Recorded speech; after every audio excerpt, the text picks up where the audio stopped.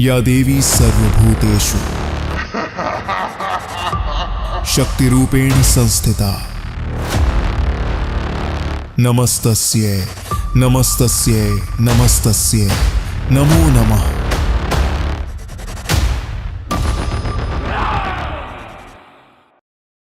सृष्टि के प्रारंभ से ही धर्म और अधर्म की लड़ाई चलती आ रही थी, परंतु इस बार यह युद्ध असुरों और देवताओं के बीच नहीं था।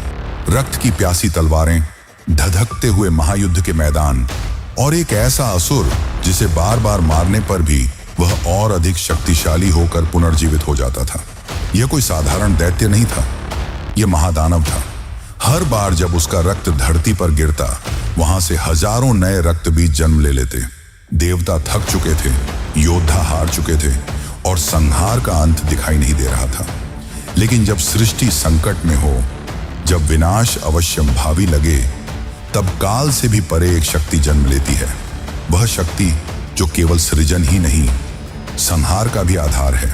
वह शक्ति जो महाकाल की संहारिणी है। महाकाली, उनके आगमन से दिशाएं कांप उठी। उनका अट्टहास सुनकर स्वयं मृत्यु भयभीत हो उठी। उनकी आंखों की ज्वाला से समय भी जलने लगा और तब प्रारंभ हुआ इतिहास का सबसे भयंकर युद्ध। यह युद्ध था काल और महाकालिनी के बीच। एक ओर था अमृता का अभिशाप, दूसरी ओर थी संहार की देवी। रक्त बीज का अंत कौन करेगा? क्या महाकाली इस महादानव को रोक पाएंगी? क्या सृष्टि को इस महाविनाश से मुक्ति मिलेगी?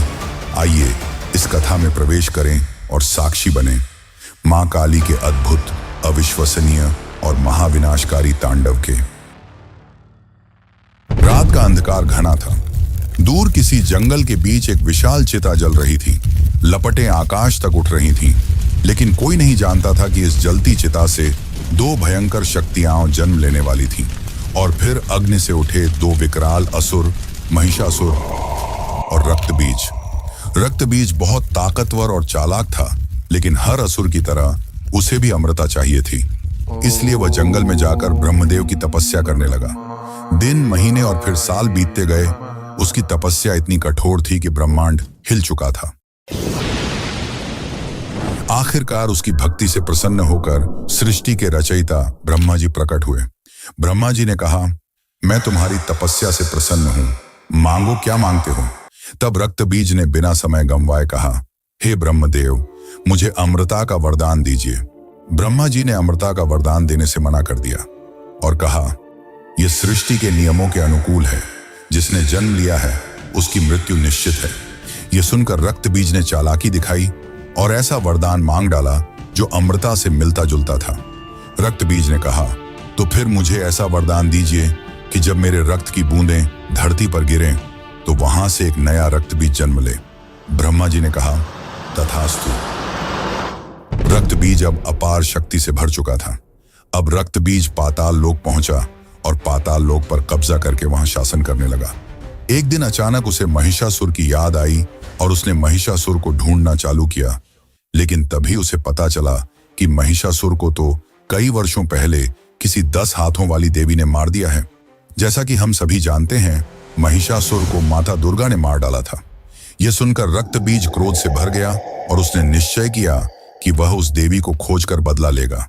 कई वर्षों तक ढूंढने के बावजूद उसे वह देवी नहीं मिली।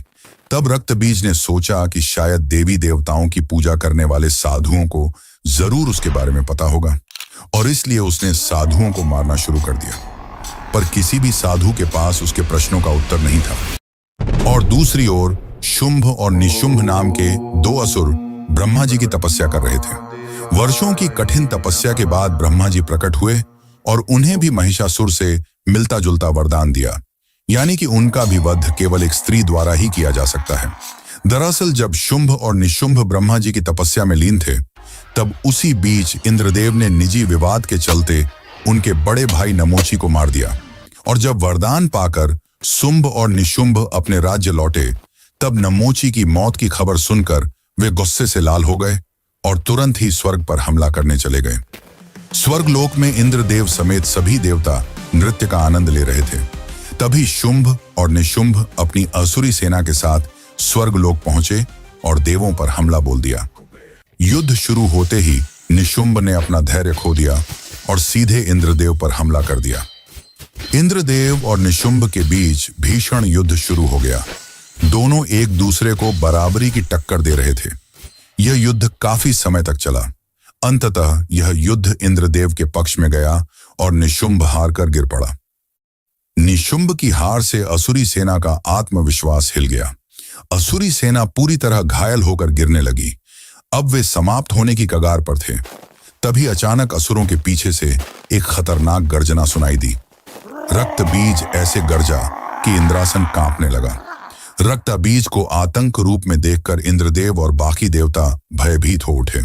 अब शुंभ और निशुंभ के साथ ही बाकी असुरी सेना का भी आत्मविश्वास फिर से बढ़ गया और वे पूरी ताकत से देवताओं पर टूट पड़े। रक्त बीज अकेले ही देवताओं पर भारी पड़ रहा था। यह देखकर इंद्र समेत बाकी देवता भयभीत हो उठे और स्वर्ग छोड़कर भागने लगे। शुंभ और निशुंभ काफी प्रसन्न हुए।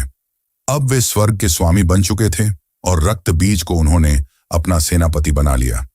सभी देवता स्वर्ग छोड़कर सीधे कैलाश की ओर भागे। वे महादेव के पास गए, पर उस वक्त महादेव अपनी घोर तपस्या में लीन थे। तभी माता पार्वती प्रकट हुईं और उन्होंने देवताओं से उनके आने का कारण पूछा। तब इंद्रदेव ने उन्हें सब कुछ बताया।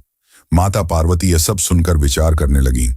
तभी चंड और मुंड नामक दो असुर, जो शुंभ और निशुंभ के दूत थे, वहां आ पहुंचे। जैसे ही चंड और मुंड ने माता पार्वती को देखा, वे उनके सौंदर्य से मोहित हो गए।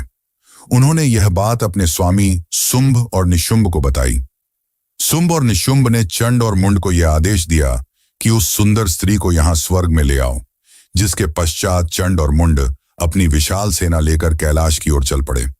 वहां पहुंचकर चंड और मुंड ने अपने स्वामी का प्रस्ताव माता पार्वती के सामने रखा और उन्हें अपने साथ चलने को कहा। माता पार्वती के इनकार करने पर उन्होंने उन्हें केश पकड़कर ले जाने की धमकी दी। यह सब सुनकर माता पार्वती क्रोधित होने लगी, पर चंड और मुंड उनका अपमान करते जा रहे थे। वे उन्हें काफी अपशब्द कहने लगे, जिन्हें सुनकर देवताओं की रूह कांप गई। वहीं दूसरी ओर दिव्य लोक में बैठी माता दुर्गा अपने ही अवतार का इस प्रकार अपमान होते देख क्रोध से भर गईं और उन्होंने तुरंत भगवान शंकर को दिव्य संकेत भेजा, जिसके पश्चात महादेव के कंठ का हलाहल विष का एक अंश माता पार्वती में समा गया। विष के प्रभाव से माता पार्वती का स्वरूप बदलने लगा। अब माता पार्वती अपने प्रचंड रूप में थीं। उनकी आंखों में अग्नि जल रही थी, उनके कंठ से भीषण गर्जना निकल रही थी और उनके भीतर से एक विशाल शक्ति प्रकट हुई, माता काली, जिन्हें महाकाली भी कहा जाता है। क्षण भर में महाकाली ने चंड और मुंड का वध कर दिया और उनकी असुरी सेना को भी समाप्त कर दिया। जब यह बात शुंभ और निशुंभ को पता चली, तो वे महाकाली के भयानक रूप का वर्णन सुनकर भयभीत हो उठे और उन्हें ब्रह्मा जी का वरदान याद आ गया। वरदान के अनुसार उनका वध केवल एक स्त्री कर सकती थी। अब शुंभ और निशुंभ चिंता में डूब गए। तभी उन्हें अपने मित्र और सेनापति रक्तबीज का ख्याल आया।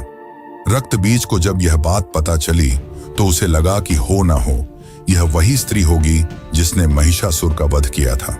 जिसके पश्चात रक्तबीज बदले की भावना से जलने लगा और तुरंत ही महाकाली का वध करने कैलाश की ओर चल पड़ा। रक्तबीज को अपने वरदान का घमंड था।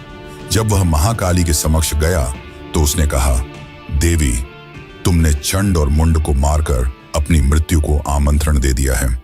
मैं अमर हूं, मुझे कोई नहीं हरा सकता। माता काली की आंखों में क्रोध की ज्वाला जल उठी। उनका विकराल स्वरूप और भी भयावह हो गया और उन्होंने अपनी तलवार से रक्तबीज पर हमला कर दिया।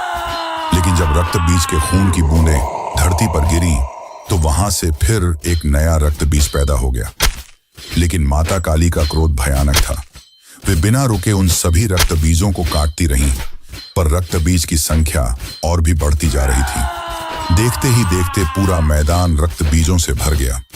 अब देवी काली का गुस्सा बेकाबू हो गया और वह रक्तबीजों के सर काटने लगी।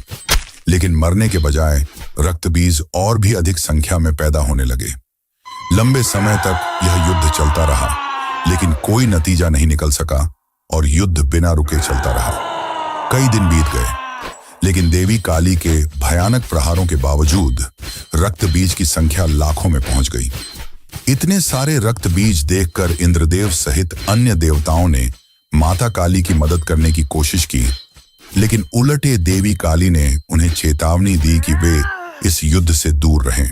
उनकी इस चेतावनी को सुनकर देवता सहम गए और युद्ध को दूर से देखने लगे। तभी माता दुर्गा ने माता काली को दिव्य संकेत भेजा और कहा कि यदि रक्त की बूंदें गिरने से रक्त बीज जन्म लेते हैं तो इसका एकमात्र उपाय यही है कि उसका रक्त धरती पर गिरे ही ना। अब माता काली का रूप और भी प्रचंड हो गया। उनका शरीर विकराल और उनका कंठ और भी काला पड़ गया। देवी ने अपनी समस्त शक्ति एकत्रित की और सभी रक्त बीजों को अपने मुख में खींचना शुरू कर दिया। वे रक्त बीज के शरीर से बहने वाले हर रक्त को पीने लगी, जिससे उसकी कोई भी बूंद धरती पर न गिर सके। और इस तरह माता काली ने सभी रक्त बीजों का अंत कर दिया। देवता अत्यंत प्रसन्न हुए, लेकिन माता काली का क्रोध शांत होने के बजाय और भी बढ़ता जा रहा था। उनके भीतर की प्रचंड ऊर्जा अब भी विकराल रूप में प्रकट हो रही थी। माता काली का प्रचंड रूप अब संपूर्ण सृष्टि के लिए एक भयावह विनाश का संकेत बन चुका था। रक्त बीज का अंत हो चुका था, लेकिन देवी का तांडव थमने का नाम नहीं ले रहा था। उनका विकराल स्वरूप संपूर्ण ब्रह्मांड को भयभीत कर रहा था। देवता भयभीत थे, पृथ्वी स्वयं धधक रही थी और जोर जोर से कांप रही थी। तब सभी देवता महादेव के पास पहुंचे और उनसे विनती की कि केवल वे ही इस महाप्रलय को रोक सकते हैं। महादेव ने गहरी सांस ली और तुरंत माता काली के तांडव स्थल पर पहुंचे और महाकाली के रास्ते में जाकर लेट गए। भयानक गुस्से में आगे बढ़ रही देवी काली का पैर अचानक से महादेव की छाती पर पड़ा। अपने प्राणप्रिय स्वामी को अपने पैरों के नीचे देखकर उनका क्रोध शांत हुआ और उन्हें अपनी गलती का एहसास हुआ। फिर देवी काली अचानक मूर्छित होकर गिर पड़ी। तब महादेव ने उन्हें उठाया और अपने साथ वापस कैलाश ले आए। तो दोस्तों, इस प्रकार रक्त बीज के अंत के साथ साथ माता काली के प्रचंड तांडव का भी समापन हुआ और सृष्टि पुनः अपने संतुलन में लौट आई।